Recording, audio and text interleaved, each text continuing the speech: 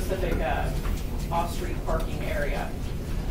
These fines, obviously that is up for discussion as well. That came from, I believe, City McPherson. I guess the way I see this happening is if this were to be enacted, Chris would probably go out and issue a lot of warnings first and not start handing out $100 citations. But if we have repeat offenders, this obviously fine goes up. If there's repeat. If you get somebody that really, really wants to park in their yard, and they put up, say, a log, and it's all like a curb, can they make the front lawn park into a parking lot?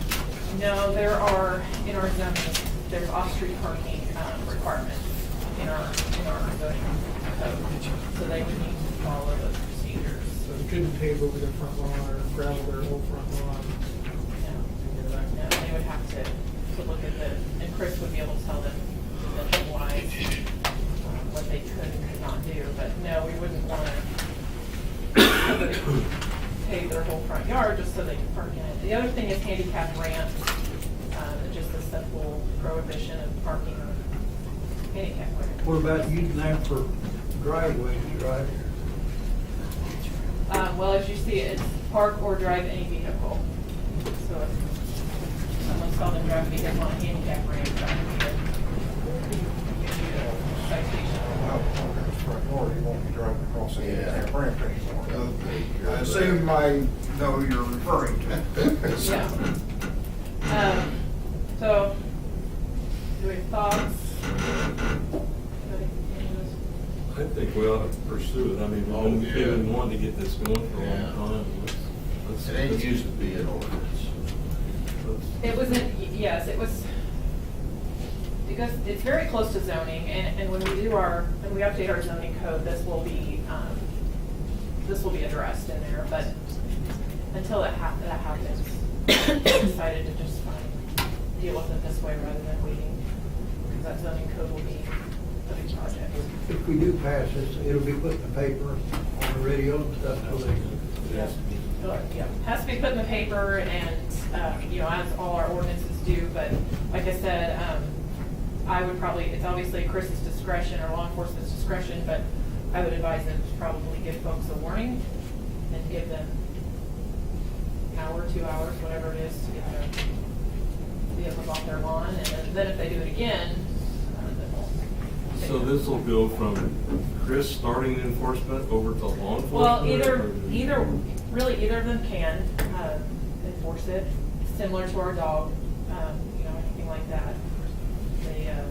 I see this more as something Chris would handle, but if, for example, if law enforcement sees somebody driving upon a handicap ramp, now they can Do something about do it. something about it. I'm all for it. Hear that, Dave? Yes, sir. Any issues with it? He's mumbling a little bit, but. He's putting it in. That wasn't, I didn't mumble. He's texting himself so he doesn't He's forget. putting it in his I was letting the guys know we're gonna enforce that here this month. Not yet. Okay, thank you. Yep. Okay, the next item is the codification. Proposal maybe to go a different direction with that.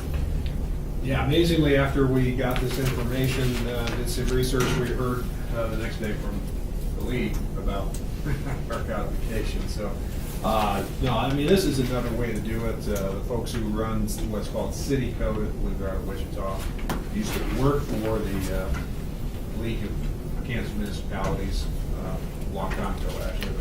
But they've set up a private business that basically just does this sort of thing, and they do it, I think, a lot more efficiently. It's more costly, but once we get our codification, I think probably the way to go is have something like this who updates it online on a regular basis, on a continuing basis, so we're not looking 10, 20 years, in the past, going, oh my God, we haven't codified in so long that, now we have to catch up and do what we're doing now. And the codification is very out of date, and that's more of a struggle, and it takes longer, and we get frustrated because we don't have a regular code book yet. So this is another way to go when we get through this process, perhaps make this a little more efficient in the future.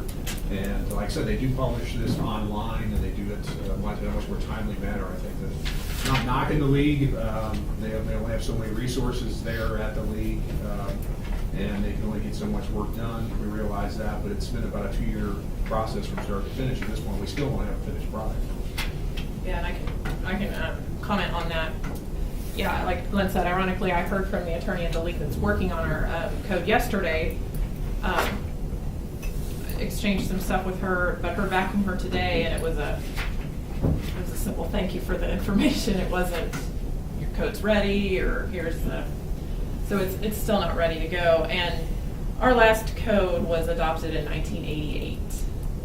It was the league has attempted to, or the league has done some work both in 1991 and I believe in 2002, but for whatever reason, that process just stopped with the city, and the governing body never adopted the code. So we are dealing with a code that is almost 30 years old, which is impossible for me, for Mandy, for staff to.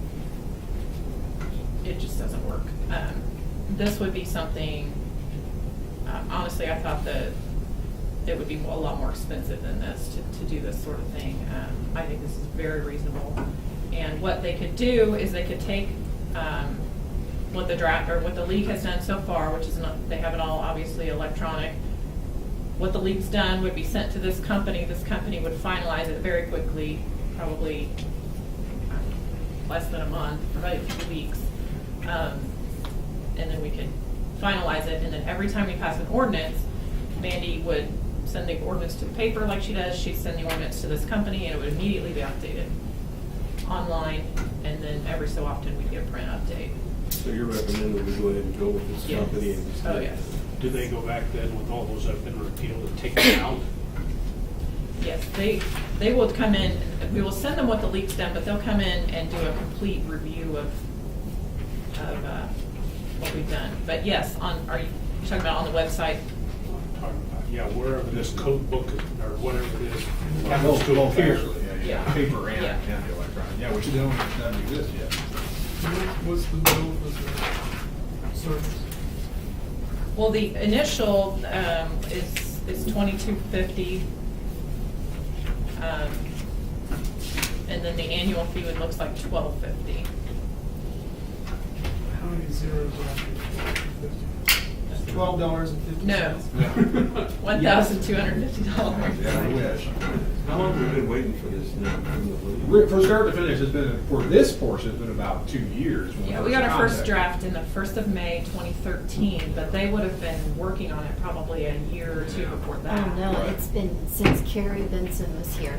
Okay, So so it's it's probably about- been at least yeah. 4 or 5 years. And then She started it. The problem is that this has been started and stopped since 1988. And I have no idea why it was. It looks like to me we can get it done and we can keep it current. Keep it current, which is a real problem that cities have.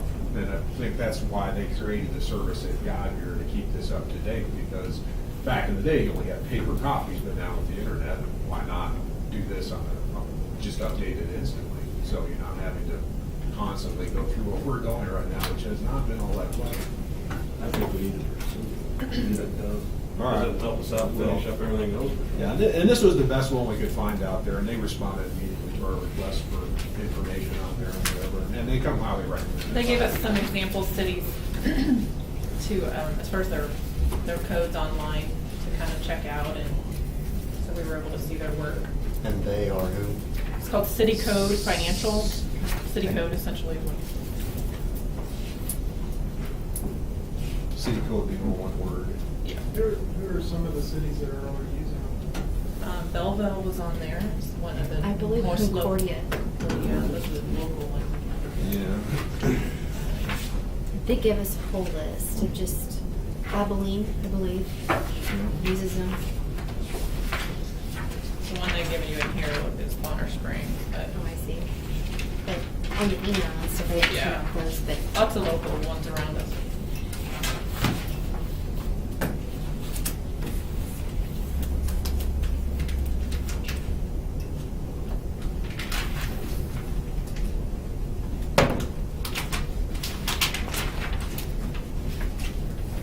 Well, that's all we got with that. If you Okay. want to pursue that, I think we need to pursue that, whatever we need to do to keep it moving. yeah.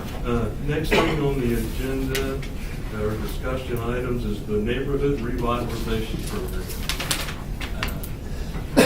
Do we have an update or some questions or? You know, I brought this up, Tom, and I wanted to say, I have visited with Heather, I visited with Kurt Frazier.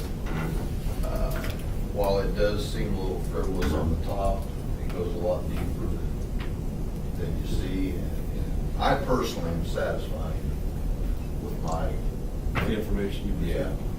And so, I mean, if anybody else has questions, I'm sure that, but I'm satisfied with the way they're doing it. I think it's done a little bit different than I first thought. I've utilized it myself, my business has, I mean, it's a great, it's there, so That's it's there, what I so I thought. utilized it, you know. And there's a lot of businesses who, I mean, it make or break. Well, and I think there's limitations to what qualifies. Yeah, and you know, that appraiser used to come in and look things over. You know, it's not just, well, take my word for it. I mean, I know that, 'cause Well, on my house, they do. when I did mine, they were measuring it before I got it framed in, and Yeah. the taxes went up. They keep it, yeah, they haven't forgot me there either. But anyway, you know, if anybody else wants to have Heather, that's fine, but I do have a question. Sure. Total dollars now that's been, went through the program. We are over 50 million in total receipts collected. So there are some new projects that have not been finished yet. So things that, you know, houses that are being built currently, those are not part of that. And then just for knowledge, I guess, there's 16 million that was done at AGCO is not part of that. So we're over 66 million over the last, how long has it been, 8 years? Which back down to base dollars to valuation dollars, our county valuation right now is 68 million, is that where we are? I think 65 million or 68 million. And there's over 9 million of that has come just from neighborhood revitalization. So it's made a huge difference. And I will tell you, when I go to other economic development, community development things, people will ask about it because it's a big topic across the state. And other communities always ask kind of where everybody is or what everybody's doing. And there are much, much larger communities that aren't anywhere near our growth. So they're always very surprised on how fast we've done that. So. Well, some of the programs, some of those are coming off now. I mean, they're paying full tax. Absolutely. No, the Absolutely. rebate's gone. And the percentages did change a little bit. It is still over 10 years, but like the first year is just 90% instead of 95, and it graduates down a little quicker than it used to. So the ones that are on the new plan will come off even a little more every year, so that's good. I see now that you appeal it or you're late on your taxes, you're out. You're out. Which is fair. It is fair, and those are things that probably should have been done from the beginning, and it takes some tweaking. And So the first year is 90%. Mhm. See, the thing they gave me said 97, and then Right. 95 the second year. Right. So that makes. And that just changed. We just okayed all of that, and we actually are having a hearing at the county to finalize it all for real, the first part of May, for the 52nd time. Okay. Yeah. Any other questions for Heather? I appreciate it. Yep, no problem. Okay, nothing else? We stand adjourned. Thanks, everybody. Yeah. Trying to track results.